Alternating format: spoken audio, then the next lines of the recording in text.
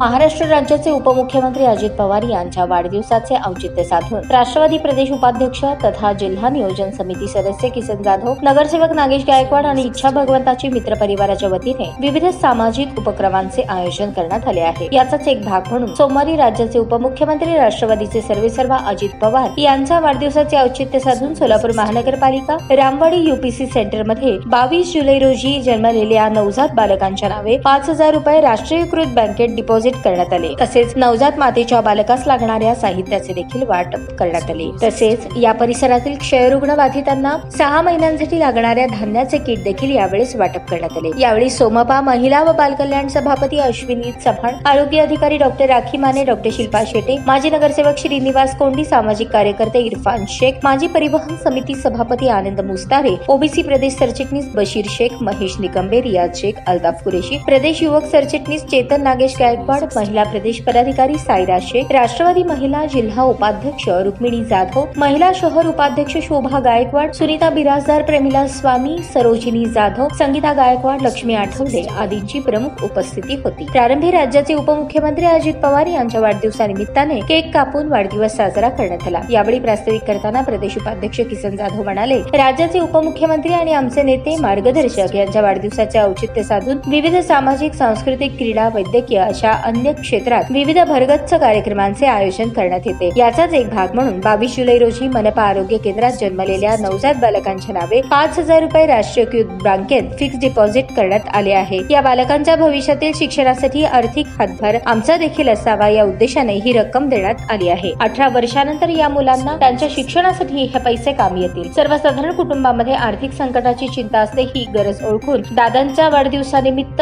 हा उपक्रम राबवल्याचे अभिनव उपक्रम राबवला। येणाऱ्या विधानसभा निवडणुकीत अजितदादा हे राज्याचे मुख्यमंत्री व्हावेत अशी आशा देखील त्यांनी व्यक्त केली। दरम्यान किसन जाधव यांनी राज्याचे उपमुख्यमंत्री अजित पवार यांच्या वाढदिवसानिमित्त अभिनव उपक्रम राबवला, सर्वसामान्य कुटुंबाला आर्थिक मदतीचा हात दिला, त्यांचे कार्य कौतुकास्पद असल्याचे मनोगत यावेळी महिला बालकल्याण सभापती अश्विनी चव्हाण यांनी व्यक्त केले। सदर कार्यक्रम यशस्वी करण्यासाठी राष्ट्रवादी शहर उपाध्यक्ष किरण शिंदे, अमोल जगताप, माऊली जरग, ऋषी येवले, माणिक कांबळे, वसंत कांबळे, साद मुलाणी, फिरोज पठाण, अभिषेक अनवेकर यांच्यासह इच्छा भगवंताची मित्र परिवार, राष्ट्रवादी पक्षाचे पदाधिकारी, कार्यकर्ते यांनी परिश्रम घेतले।